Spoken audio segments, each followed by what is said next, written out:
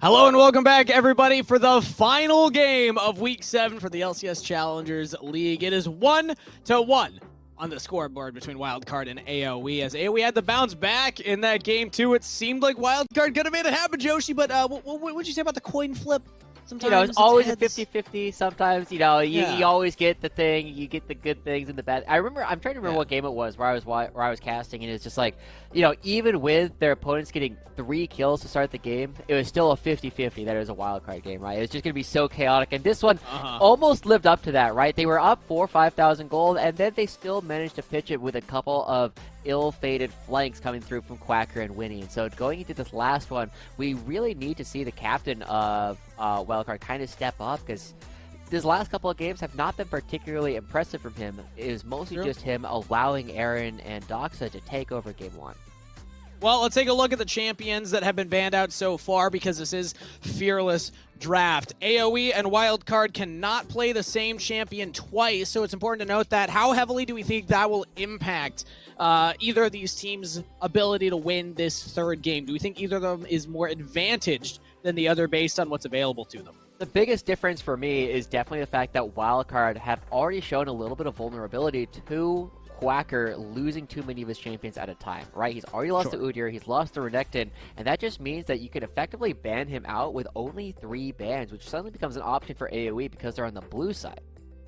Well, let's get into draft and see how they adapt to it, because you say Quacker. I also think of Darkwings not having the Azir champion anymore. That's the biggest one, as well as the Hui now not being able to pick that up. So mid and top, I think, are both going to be limiting factors potentially for the side of Wildcard.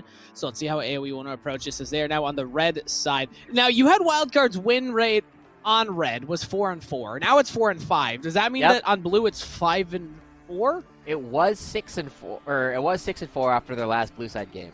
So okay. Oh man, does that mean that Wildcard are going to lose this one so they get closer to the 50-50? Oh, no. We've cursed it. It's disaster. All right, well, I don't know. Do you have a coin on you? Because I do actually have a coin right here, Josh. Do you want me to flip it? Should we flip it for Wildcard here? Yeah, let's do it. Let's do it. All right, we're going to flip it. Is it? Are you calling heads or tails, or is it just of course, heads? Wildcard heads. Wildcard is heads. Wildcard's heads? It's a heads. Okay, there we go. That's a heads. There we go. All right. I firmly believe you, having absolutely no idea what that coin actually looked like. But I mean, I wouldn't lie to you. It's what can I say? Is it a quarter? What year is this?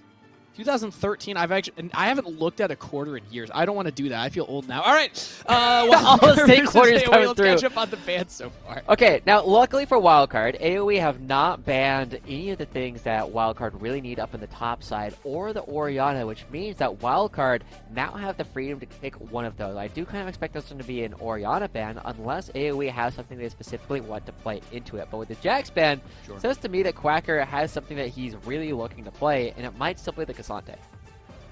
Orianna's on the table. Twisted Fate I want that is one. the thing taken away. So I like Orianna here. I like actually Orianna a think lot. one of the Darkwings champions, so why not lock it in?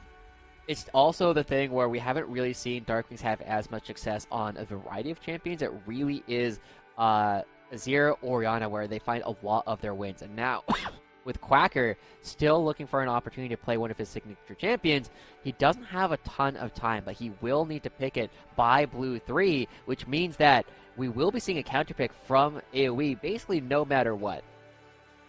Now, when I see the Jax ban, in my mind, I mean, I've seen mostly if you're going for the Aatrox or for the Renekton, Renekton's gone, so Aatrox would be that pick, and it cannot be picked away by AoE. So I'm going to predict an Aatrox lock-in then for Wildcard's Quacker in the top lane. AoE are going for the Talia and the Sejuani. Meanwhile, a lot of tanky engage from the Sejuani, as well as zone control coming out from the Talia. Yeah, but we actually haven't seen a single Aatrox game coming through for Quacker. I actually kind of wonder if this is trying to set up for an Olaf or a Cassante pick, because Olaf can have a little bit of difficulty into Jax at particular points in the game and will struggle the later and later the game goes. But Cassante is also something where we know Quacker has been very comfortable, and even though Cassante just feels bad to play on this patch because of the qualitative changes they made to his kit rather than quantitative changes, it does mean that you could still go for it if you are that comfortable in your ability to still pilot it. Let's see what they opt for and if they lock it in here. Okay, so wait, when you say Quacker hasn't played Aatrox, do you mean the split or ever in pro games? Split. I can check all time. Okay, you can check all time. Well, it's Darius doesn't locked matter. in blind for him right now. The reason I was going to bring it up is because I learned that Alorm had never played a Renekton game ever competitively until this weekend. According to Cubby and the stats he was looking at, which blew my mind.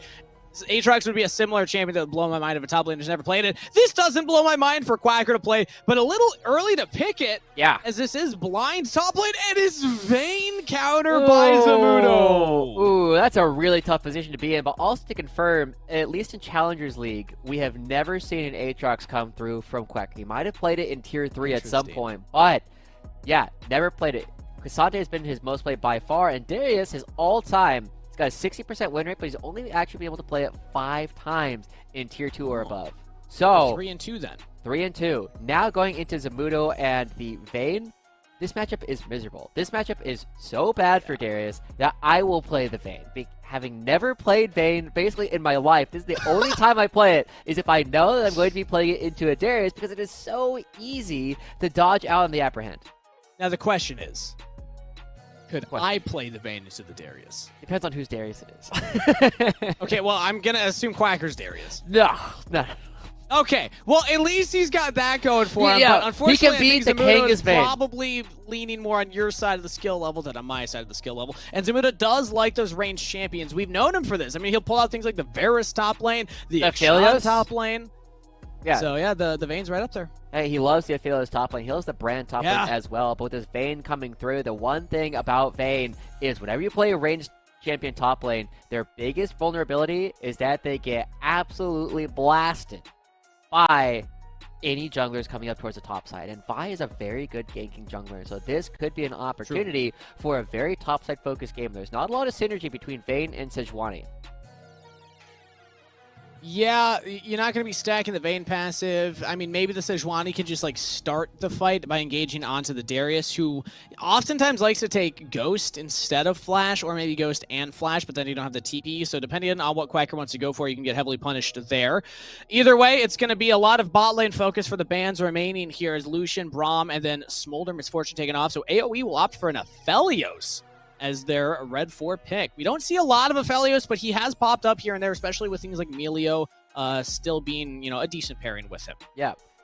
I also really like this Jinx hover coming out from Wildcard because it does really lean into a couple things. One, it's a pretty decent matchup into the Fearless because you outrange him with your rockets, and the advantage gets larger the longer that the game actually goes.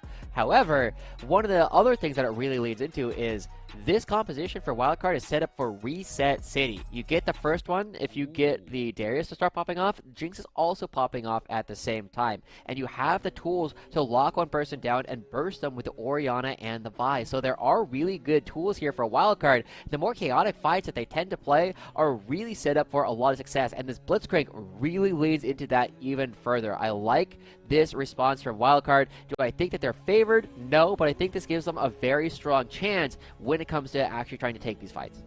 Really interesting last pick here from Blue Side on Wildcard. You got 280 carries and a Talia you're looking to grab. A Sejuani will be standing in front of them most of the time, and now an Alistar as well. So when I see the Blitzcrank, I was like, you can't really go Melio anymore for AoE. Like, that's kind of a death sentence for the Melio.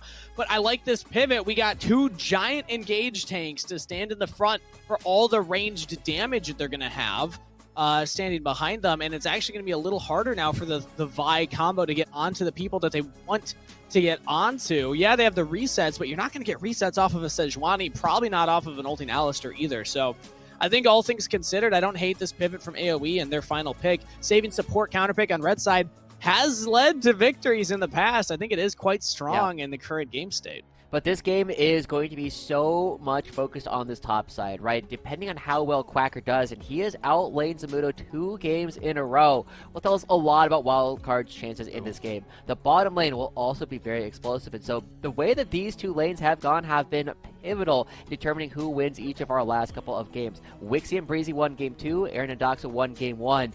This could be their opportunity for either of these teams to lock their spot and a potential top 3 finish for Wildcard. So who are you giving it to then, Joshi? We're getting into the game for game 3. I want to hear your thoughts. Who should be favored going into this one? If I had to, if you put a gun to my head, I would say AoE. I really like their composition. I think it is easier to pilot. However, it is a very volatile style coming through from them. They need to find advantages. They are set up. They are favored to find those advantages across the entire map. Range advantage for AOE, engage advantage, if you can even call it that, for Wildcard. We'll see who's able to walk out of this one on top. A battle for seeding going into playoffs, and it's a game 3 for Wildcard versus AOE. Let us know who you think is going to win it by spamming WC or AOE in Twitch chat right now. Keep it a 50-50. In on the action is Wildcard going for a very creative early 5-stack. Looking for the Vayne, very squishy. If Blitzcrank lands that hook, he's probably just dead. Yeah, but it's also there's no reason for Zamudo to walk up here because it's not the end of the world for Vayne if Darius gets this brush control because you can just play towards the river. Now that does leave you a little bit more vulnerable to Winnie, but brush control going over to Quacker is not the end-all be-all. And I do like the fact that both of these top laners are going for the Ghost and the Flash to make sure that you have as much mobility. Quacker will not have extra mobility going into Zamudo during all of these plays. And he also, with the Fleet Footwork, gets that burst of movement speed in order to try and keep up with Zamudo, to try and get on top of him in times where you would not otherwise be able to. So, looking at the rest of it, once again, I want to see Winnie start pathing towards the top side, but it also means that AOE, Rose Thorn, should be ready to match him.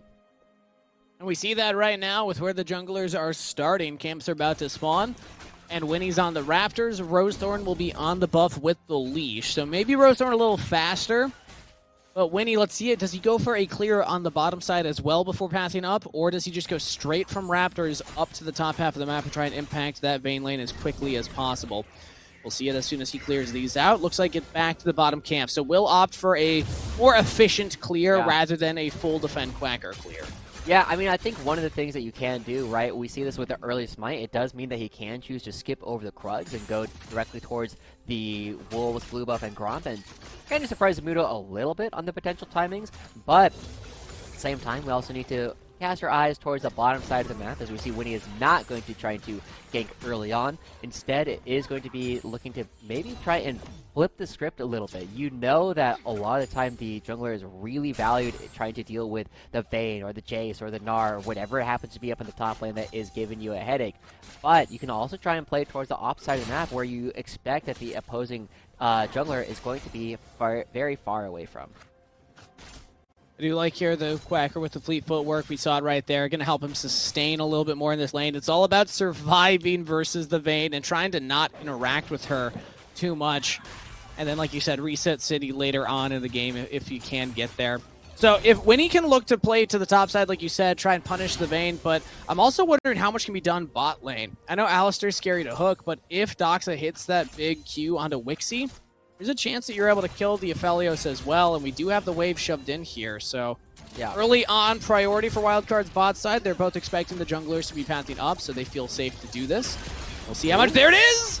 Right onto Wixie! We chained the traps underneath it. The Ignite's ticking down. He will flash away, has the Ghost as well, so Wixie's alive, but I mean, all it takes is that one big hook, and this bot lane can be turn completely around. Yeah, I was going to say, it's really at level 3 where you start seeing the Jinx Blitzcrank combo have a ton of extra firepower, and it also gets even bigger when you get the first back off, and the fact that they get not just Wixie's summoners, but also Breezy being forced to flash onto Aaron to make sure he cannot get the damage down is a huge combination, but Darkwings needs to be careful.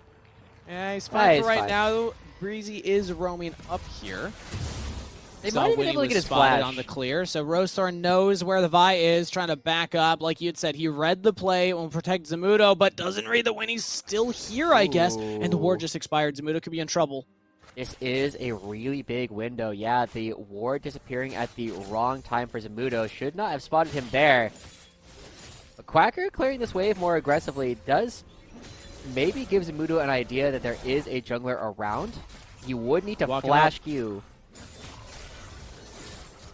Not going for it. Okay, no. I'm very surprised that Winnie's not looking for something here. Even if you don't get the kill, just getting Ghost out of the Vayne feels so much better for the Darius, because then it's harder for her to actually get on top of you. So I would have liked to see Winnie go for that, but maybe it was Quacker also saying, nah, let's not force it. We don't need to go for anything crazy. Yeah, you do have to be very aware when neither top laner has teleport. This is part of why I want teleport gone, but is the fact that you have to be much more aware of the lane state in order to get your backs off properly. Nice trades from Darkwings and Onat right there. Looked like Onat was going to hard win it, but Darkwings does trade it at the very end. But yeah, like to that point that you were saying, if any mistakes happen, it's so much more punished by the other top laner. And Quacker, interesting choice here, going for the Swifty boots instead of something like the plated steel caps to try and survive the damage. Instead, you're trying to survive by getting away from the Vayne if she's ever chasing you down. Oh, it's actually, this is one of the big things that like Darius and other similar top laners can do into characters like Vayne is if you win the all-in, if you get into melee range, you can do this. And if your opponent doesn't match it like Zamudo has, you can stay on top of them and actually just run them down a lot of time. And that's why Quacker is doing this. But Zamudo, reading the play, understands the matchup very well, is also matching it with his own boots of swiftness in order to make sure that that does not work for Quacker. It's kind of a cheese build from a lot of these melee top laners, and Zamudo saying, nope, I know what you're doing. I'm doing it too. Okay, we have a jungler on the bot side. Dox is looking for another hook there. Not going to find it. But yeah, no, I like that such a simple purchase is actually going to have pretty big implications on how that top lane goes, and that Zamudo did have that read.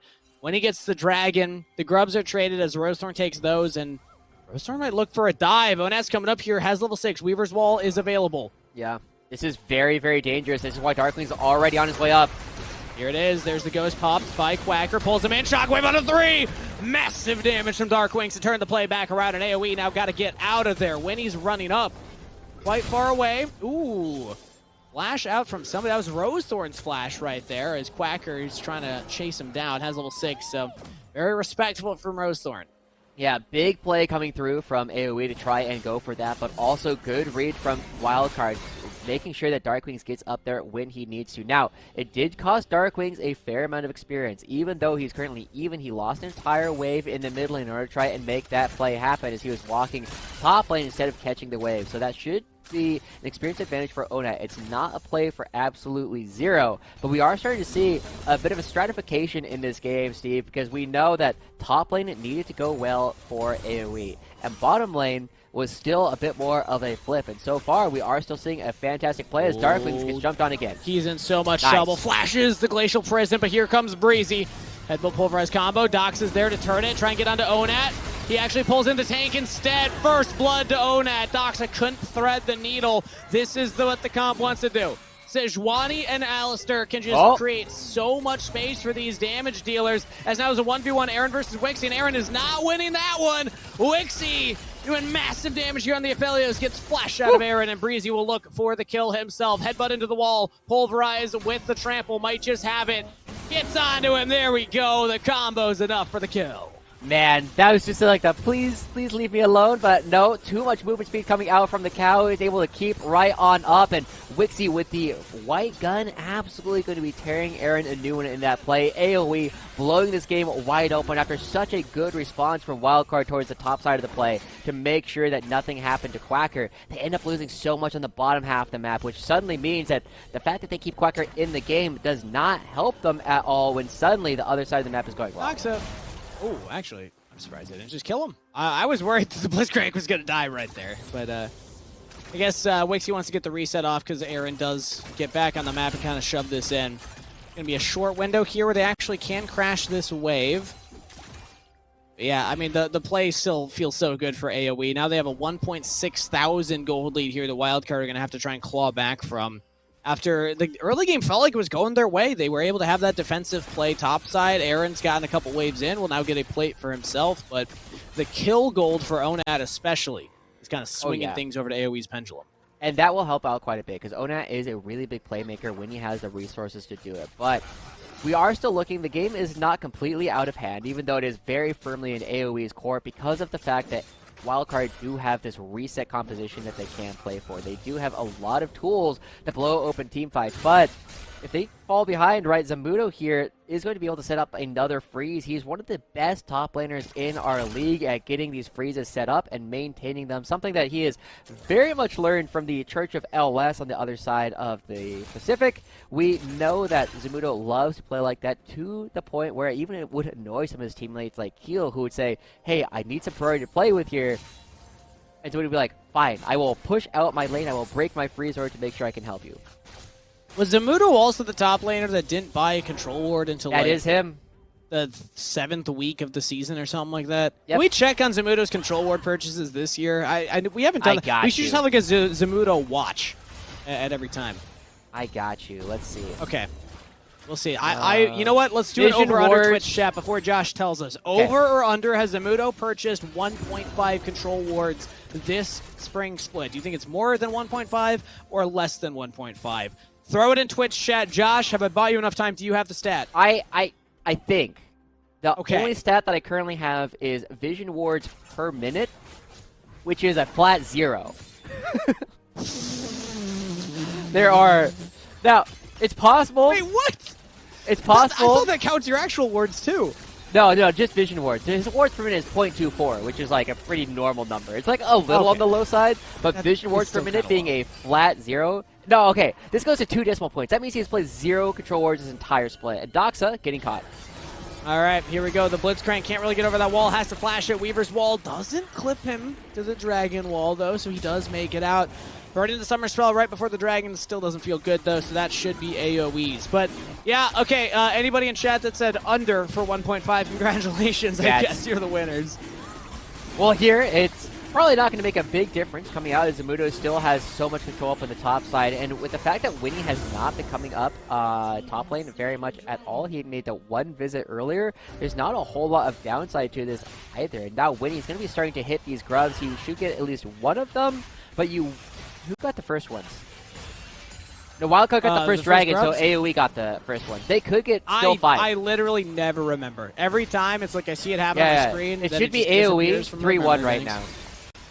So, well, we'll get confirmation from our producers and from our observers here. As Flash from Winnie, nice pullback from Doxa. Will catch Zamudo.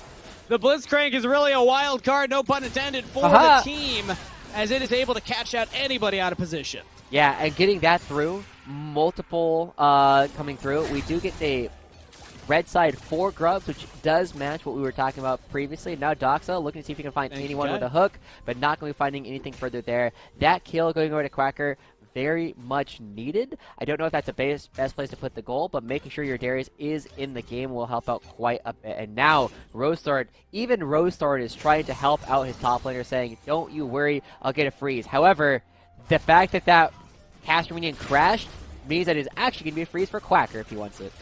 And Doxa can look for another hook. Oh, okay. Yeah, nice try. Yeah. That's one of those instances where we're like, yeah, 30 ping, 50 ping, somewhere in that range. A little off. But Onad's able to sidestep, catch the wave just fine. Still, Doxa has found a couple of very impactful hooks this game. Getting big leads for the team. Although not a big lead in gold overall right now, it is still a lead for AoE currently. Yeah. A Wildcard, they do have Winnie in their back pocket as Brazy looking for a potential play as Rosethorn comes down as well, but Winnie does need to read this, and he is right around the corner. Aaron's got Flash and Cleanse. I don't see a world where Wildcard lose a member to just they know. A straight-up gank, a straight-up dive. And they actually catch the wave, so, ooh, this is dangerous for Winnie. Yeah, anytime you go over that wall. Rosethorn does spot him, walks straight at him. Onat's right there, flicks him back. Combo from the Alistair, and Winnie should just go down. Rosethorn with the kill credit. Glacial Prison also lands here on the Darkwings. The Orianna said, wait a minute, I was just trying to help out my jungler. Wixie says, I want the kills, give them to me. First on the Darkwings, looking for another on the Doxa underneath the turret. Blitzcrank can try to pull somebody down here. You gotta get the wave under first. Breezy might be the one to start it. No, Onat actually throws out the threaded volley. Doxa's got nowhere to run to. Breezy aggroes the turret, walks away. Wixie gets another kill. Great stuff from AoE, and that is exactly what we're so much more used to seeing from Wildcard. As Winnie hops over this wall, knowing people are around, they say, hey, we take this fight as long as we're the first ones to go in. It should be good, but the shockwave and the hook anti-comboing each other there really makes things tough. So it just becomes an easy chase down for the rest of AoE, but Wildcard are the ones who choose to try and make that fight happening instead of just giving ground, and it leaves Wildcard completely routed. Wixie and Breezy once again finding a lead. Onat with a lot of money, and Zamudo still in a very good spot overall in this game. He will be able to maintain pressure in the side lane the longer this game goes, and now Winnie thinks he's being clever, ends up just getting spotted. Yeah, 2 wards are in. There's an Alistair and a Sejuani hunting Winnie right now. Dox is nearby. And so is Aaron, so we do have the Jinx roaming a little bit faster. If AoE try and take this fight, they might wish they hadn't. That's a flash out from Breezy. Smite steal from Rosethorn, and he flashes away. Oh, the disrespect. Doesn't even go for the Herald. Just says, nah, I'm just going to deny it from y'all. Yeah, as long as you get that money you deny from your opponent, it is good. Oh, cease and desist, plus the Orianna combo, but the hook misses. They do finally get the kill, but the turret shots are enough. That's a trade. That is really, really brutal. You saw that Dark Wings and Winnie did not combo their ultimates correctly, and that means that Wixie does live as they live for Quacker. Quacker pops the ghost. Flash early from Zamudo. Has the ultimate popped. Quacker's trying to ghost away himself. Headbutted back. Tries to get as much damage onto Zamudo as possible, but not going to be enough. Aaron now has finally shown up, but doesn't have anybody to peel for him. Doxa's over the wall, and Aaron says, wait a minute. Why did I do it? He goes down. Zamudo picks up that kill. Glacial Prison onto Darkwings, and it's falling apart for Wildcard. Double kill to the Vayne. We get to see just how powerful this Zamudo Vayne pick can really be in this matchup. 3 kills at this point. They're setting up for another dragon relatively soon. They can back away and grab that, and Onet everywhere on the map. Wixie with so many kills. This is looking like AOE turning this around, getting games 2 and 3 here in this series, and denying any opportunity for Wildcard to find their way towards a top 3 finish in the regular season. You see the goal differential right now, 11,000 or 1,100. Now only 1,000 up for Zamudo though. Jungle 1,000 lead, mid lane about 1,000 lead, bot lane 1,700, support 1,000 lead. That's all adding up to about 6K in the pocket of AOE as they will look for their second dragon of the game here at Wildcard. They're going to struggle to get back into this one. I know that we had set up how impactful the Sejuani and the Alistair would be to just be the front line for the team. And Wildcard, they haven't been able to get their front line in position. Like, we haven't seen Winnie or Quacker, or even Doxa for that matter, buy space and buy areas for Aaron and Darkwings to play around. Instead, it's been AOE just, playing their composition a little bit better, getting onto the map a little bit faster, being a little more consistent with the engages that they're looking for. And this has been one of our biggest criticisms of Wildcard this entire split, and honestly, any winning team is they don't take their time to get setups ready, and they really rely on whatever the situation is at the start of a fight being better for Wildcard. And they're right about half the time, but that is the Wildcard way. They are down a lot of money, and unfortunately, I don't expect them to be ready to play the way that they need to play. This is generally something that AOE have been better at historically, is getting these front to back set up. And with such a very straightforward front to back between this team, it makes it very straightforward for AOE to try and come into this. And the question becomes, do the members of AOE get too bloodthirsty for plays? That is something that we have seen from some of their players. We know Onet and Wixie in particular love being aggressive in their games. Whenever they can make a play, they tend to try and go for it, but they really just don't need to. So far, they have not been. I mean, even as you said it, Zamudo had the wave shoved top, and he backs off. We saw 3 members of Wildcard hunting for him. A Blitzcrank, a Vi. Like, they are trying to lock down that Vayne, but Zamudo's not giving them those angles, not giving them those options. As Rosethorn's going to buy some space for him, buy some vision for him. We know everyone should be on resets from Wildcard, so resets will come in from a couple members of AOE as well. The Baron's up in 1:40. We are only 18 minutes into this game. There's been 12 kills so far. AOE find themselves with a very solid gold lead. And Josh, I'm going to do something here. I'm going to flip the coin again, because we know that Wildcard's going to do something crazy at this Baron. So let's see if it's a heads or tails. Okay. No, it's a heads again. I don't know. I mean, we'll see. Oh, Breezy! No! Breezy! Just walking straight into enemy territory as the Alistair. I mean, I know it's gonna take a long time for them to kill you, but they will eventually kill you. Now Onet joins in. Quacker finally goes down. It has enough time. Shockwave onto 4, but Aaron just doesn't have the damage quite yet. The Jinx has not scaled, but Wixie has. But he jumps right into Aaron's weighted arms. The resets that you were talking about are now coming to fruition. Rosethorn, though, does chase down the Jinx over the wall. Darkwings has the damage, but he's gonna have to do a little bit more. Onet's got Rosethorn to play with. A 3-for-3 in one of the most chaotic fights of the day. That was something crazy coming through. I thought Breezy going in right here was surely just going to his death, but just not able to do enough damage to him as they have to give ground right away. Oh. And Aaron, like you called out, he's not necessarily doing as much damage as he really needs to in this part of the game. He really relies on his overextension. But that rocket splashing onto everybody suddenly does mean that he has the damage necessary to take down Wixie and start getting these resets, but he can't do anything with it. It ends up just becoming about Darkwings and Doxa trying to run away, and yes, they get an extra kill to save the fight, but it doesn't really change their gold lead problem. It just buys them a little bit more time, and we'll see. We'll get another Baron. Do they all have hands, really? That one does. It does. All right, you know, Kai, that's 6 for 6 so far. I hate I think he's right. I hate the hands. I think we might have been, you know, we might have been gaslighting ourselves this whole time. I know, right? It's really that I didn't want all of them to have hands, for sure. You know? Like, there's so many other options. Like, why is it gotta be hands? Couldn't it be just like a bunch of little, like, knees? It's like a... Very lickable, like a bunch of elbows popping out. I guess elbows are included in that one. It's kind of like the whole arm, isn't it? Yeah, bunch of noses, just like a bunch of Baron noses pop up. That'd be funny. That would be funny. Be creepy. Anyway, Unat will be escaping from this play coming through. Glad Hawk was not listening to that one because his knees are still relatively he's getting real safe. self-conscious right now, yeah. Oh, yeah. But either way, Wildcard is still in a position where they need to find something crazy once again. And they are all here first. This is something that they do like to do. They get there first, but they also just use it to try and jump. Aha!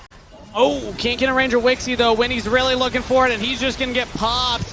Has to throw the ultimate onto Breezy instead, but will still walk out alive. Very surprising that he got out of that one. I guess Wixie just didn't have all of the auto attacks for him, as Zamudo has to flash away from that last second hook from Doxa. Very precarious engage from Winnie, but so far it's not the end of the world for Wildcard.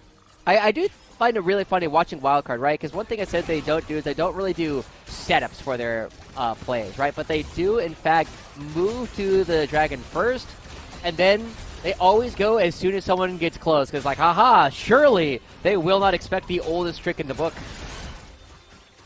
And they went for it. Well, they did. They did. So, yeah. I guess, yeah. But they went for sometimes it. Heads, sometimes tails, you know? Yeah.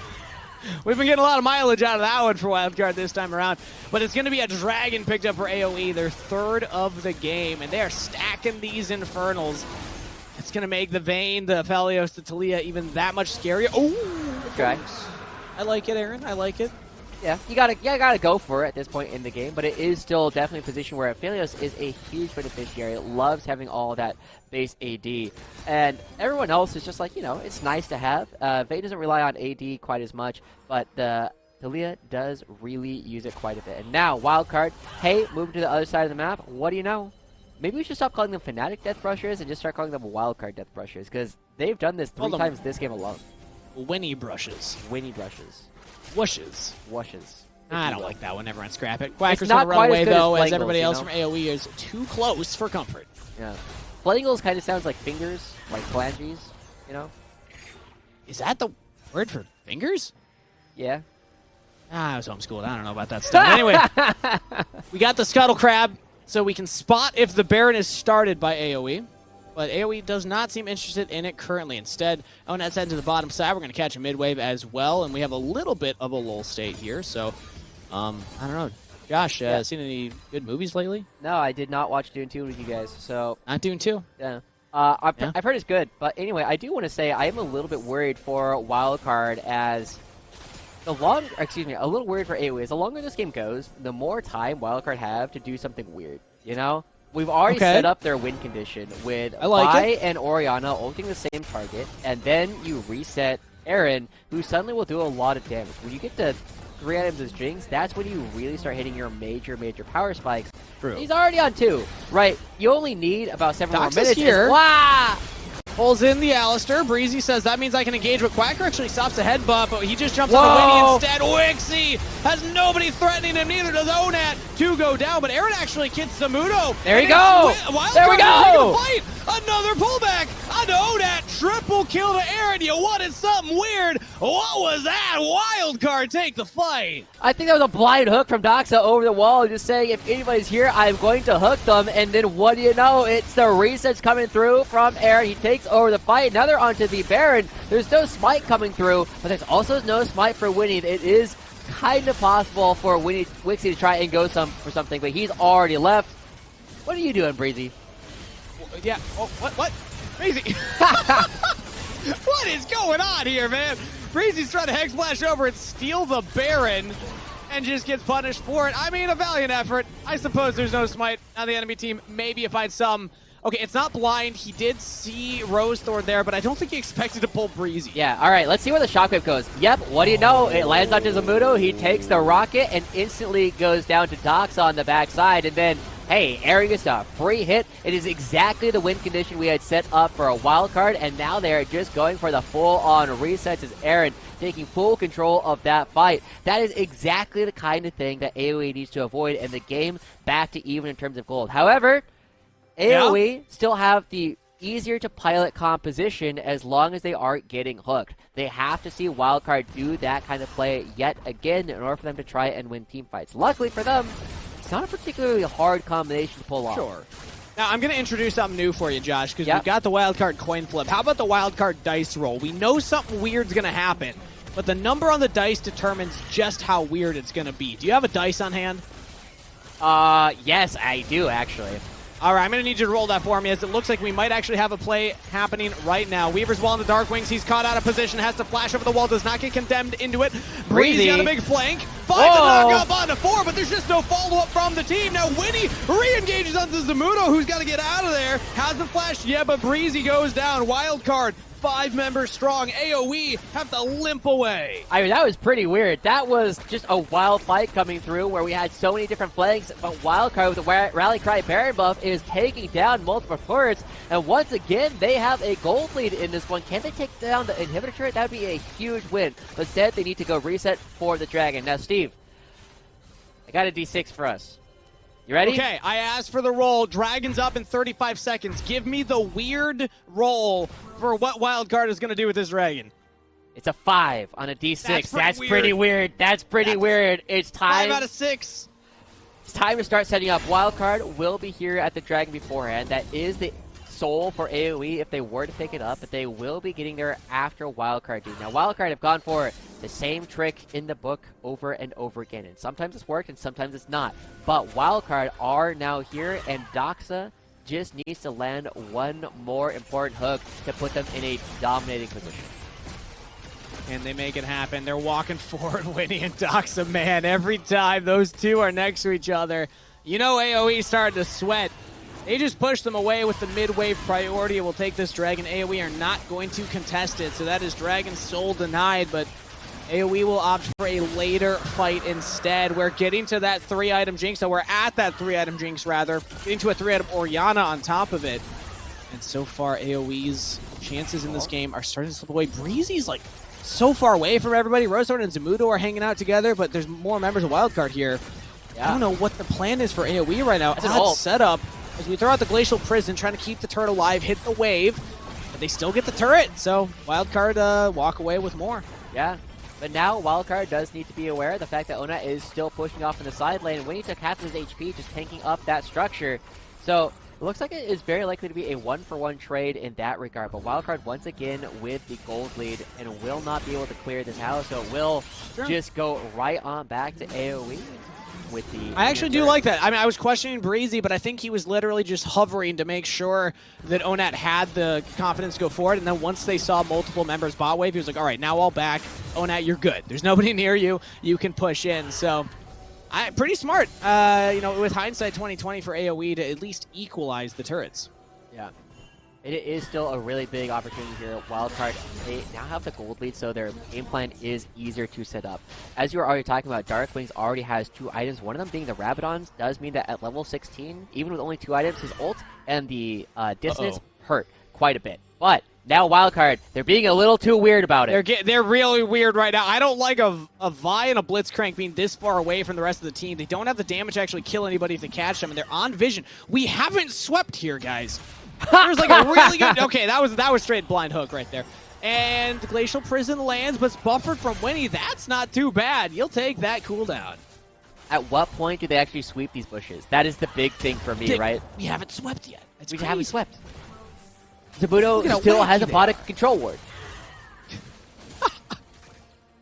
Gonna keep our eyes on that one for the rest of the split.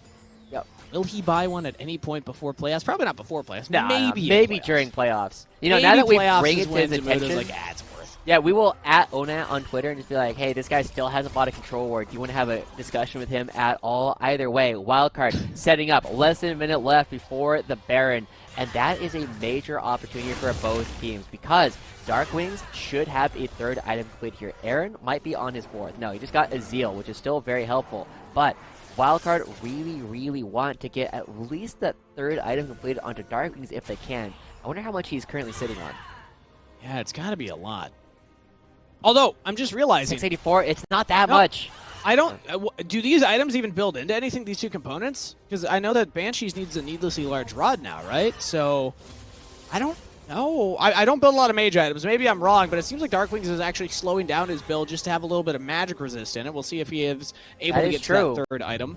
Yeah, that is true. Both the Void Staff and the Crypt Bloom do not build out of the green thing. Ardent something. Either way. Barrier, I believe? Yeah. You can tell neither of us are really big mage players. Victor main, by the way. Anyway, Wildcard set up around the mid lane, controlling the approach to the Baron.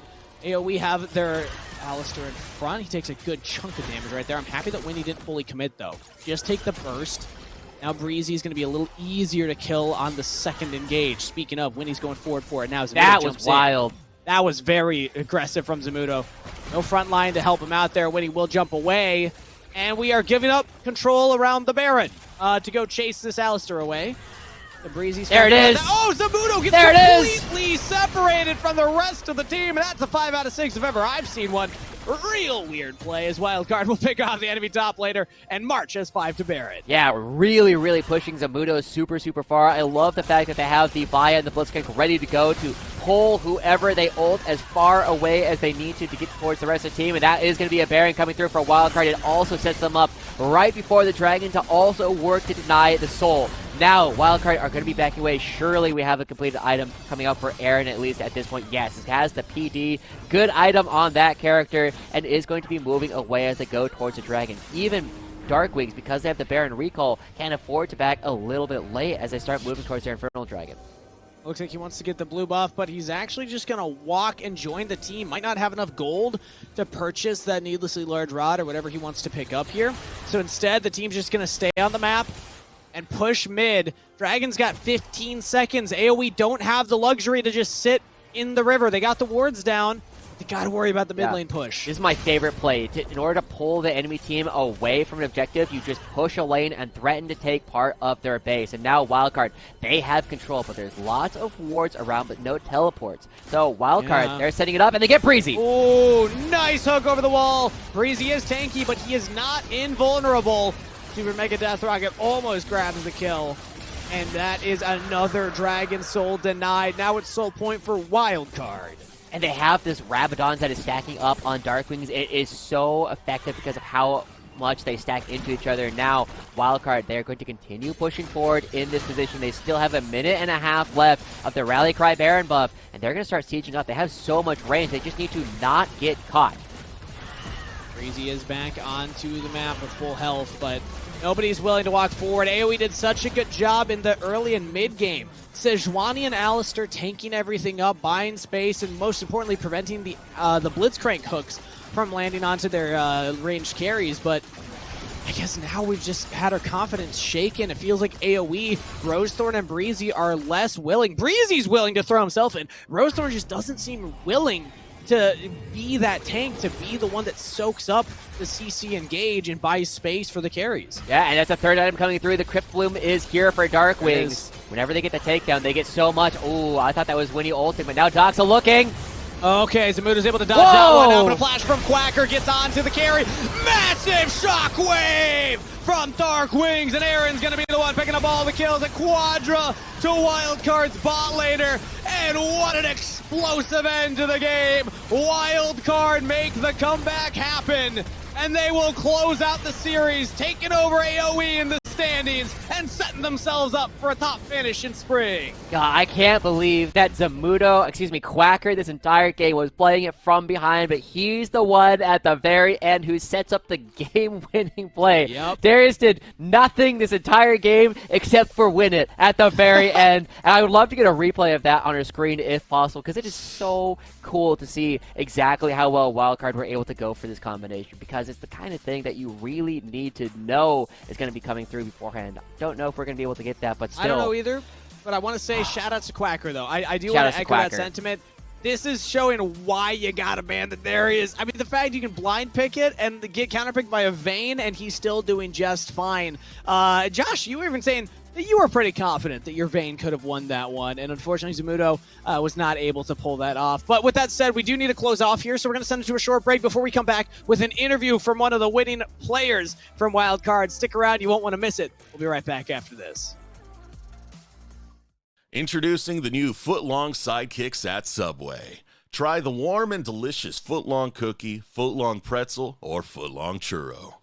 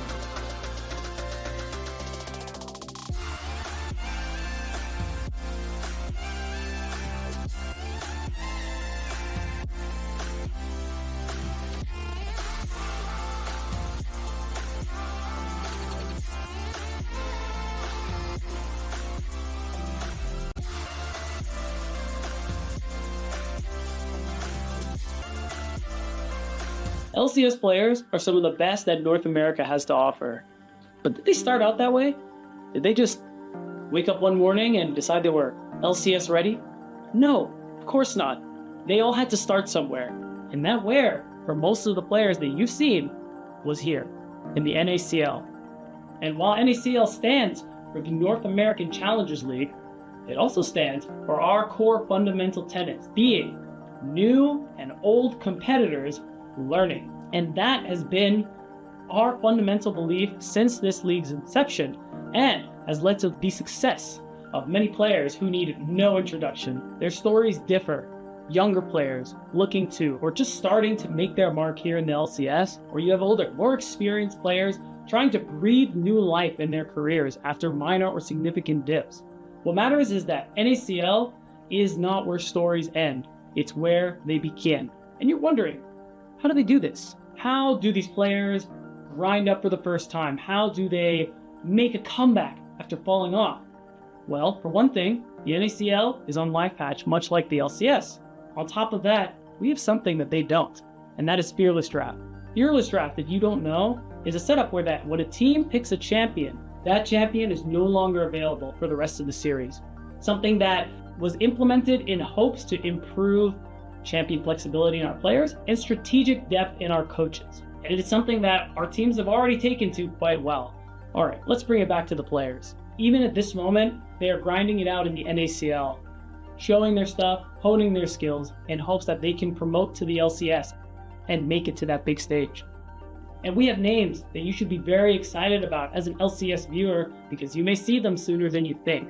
And if you want to get ahead on that knowledge and you want to get to know the future of the LCS, all you have to do is watch.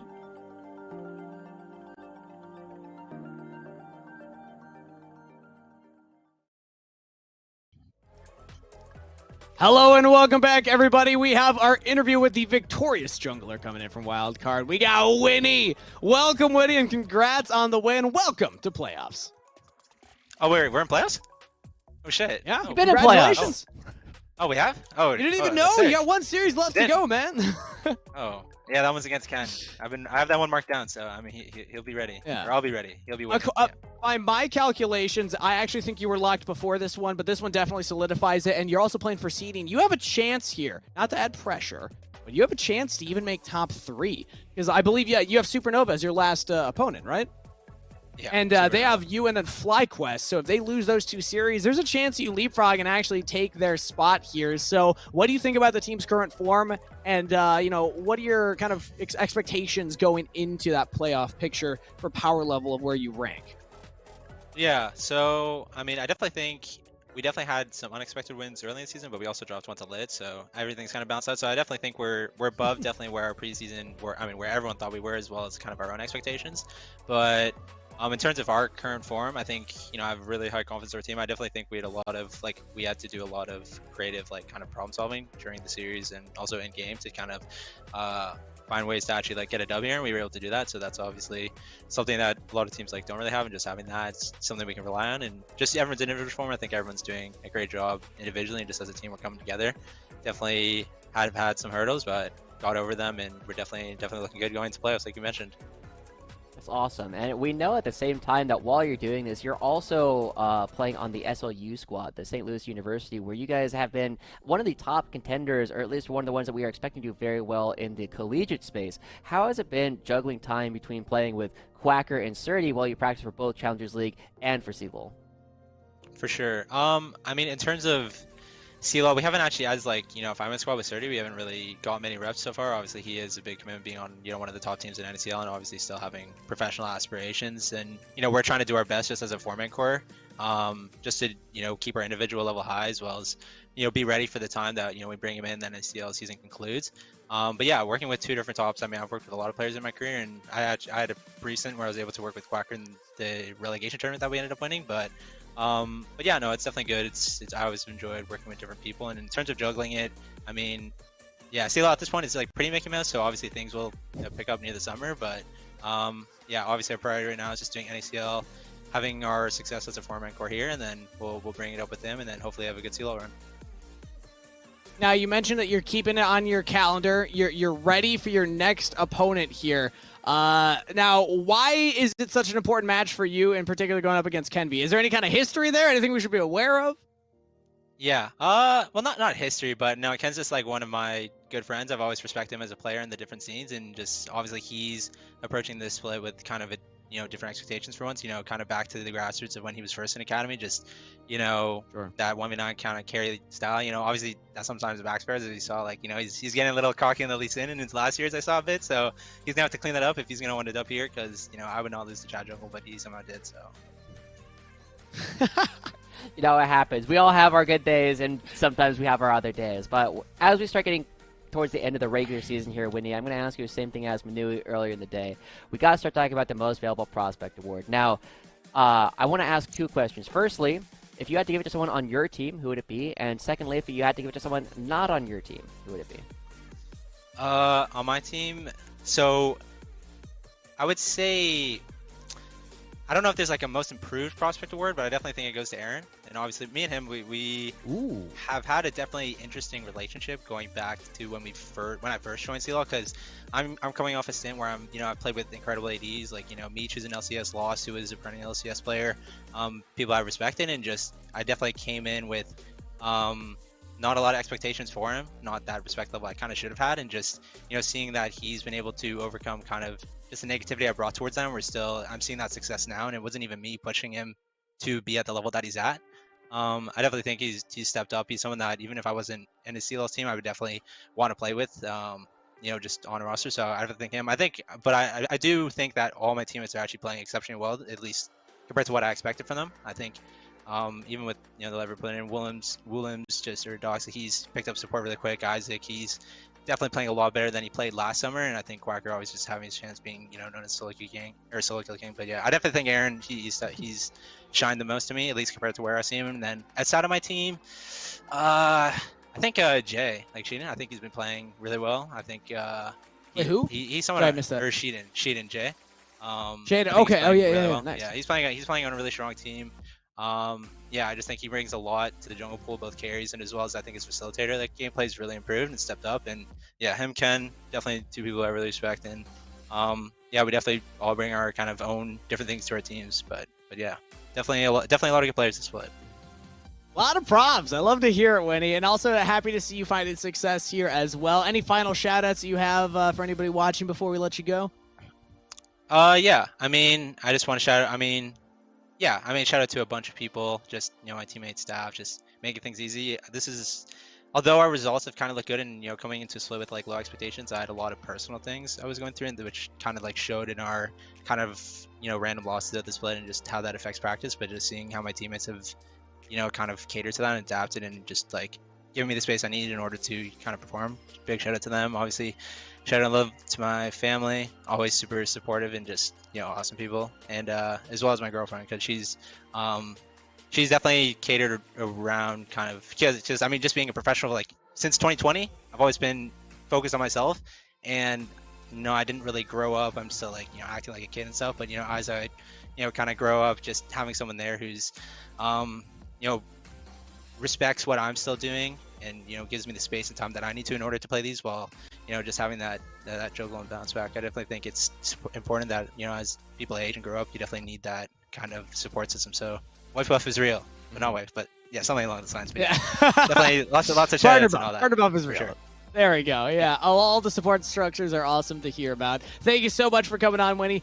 Best of luck going into your prep for your final match of the regular season. Congrats on making playoffs, and we'll see you next week. Thanks. All right, we're going to say goodbye to Winnie and bring back just me and Joshi now to close out the day. Joshi! This was my final broadcast for the regular season. Hopefully back for playoffs. I got one more. Do you have any next week? Yeah, I'll be back on Friday, so I'll do two Okay. consecutive broadcasts, after all. But it is still a fantastic spot. We've seen some important shakeups in the standings, and we'll go ahead and bring them up for you right now. Now, the big player, or the big spot that we need to look at is, again, towards the very bottom of the standings. Team Liquid, Challengers, and Disguised are now right on that cusp where Lit needs to win out, and Team Liquid has to lose in order for a chance to anything change here. And it is important to note, Team Liquid Challengers, despite what you might think, they can play through relegations. If they end up going to that tournament, they could potentially lose their spot in the Challengers League. Yeah, and it's important to note, it's Lit versus TLC for their final match. So there is a legitimate world where we see Lit overtake them and sneak back into the playoff picture. It's crazy to think that the bottom two teams right now are the two teams that kind of qualified in through that promotion tournament last summer. So shout outs at least to Lit for having the chance to defend that. We'll see if they can going into next week. But that brings us to our Samsung SSD Fast 5 for week 7 here, Joshi. We got our Samsung SSD Fast 5. Talk me through the most important and impressive stats that you are noticing from this week of the NACL. Can we just give a quick shout out to the fastest legendary from Toasty, a full 2 minutes faster than either Young or Onat coming through. That is remarkably fast. That is a lot of kills coming through all at once. And in general, I feel as though Cincinnati Fear have had a better showing recently because they end up playing up against Supernova this week, which is a huge win to come out for them. Yeah, I don't know if it was a Supernova one. They also had their series against AOE, who did beat them in a 2-1. That's true. That was a pretty close one. But either way, whenever that was, yeah, that's impressive from Toasty. Also, Philip repping the Cincinnati Fear up there, pretty close and for all top laners. Jungle looks like Rosewind's a little bit ahead. We didn't have as fast as 80 carry kills. Yeah. Last week, I think we had like a 1 minute 30 second one. Come on, guys. We got to get, we got to start fighting before the wave has even hit. That's what we're really looking for. That's what I'm saying. Well, there we go. The Samsung SSD Fast 5 for the fastest stats of Week 7 NACL. But that's going to wrap it for the week's broadcast. Thank you, Joshi, for coming on and bidding me farewell until playoffs. Thanks, everybody, for watching and cheering on your favorite players. Everybody in production for keeping the gears rolling, and all the players for providing us the entertainment. We will be back for the final week of the regular season for the LCS Challengers League. I'll see you there.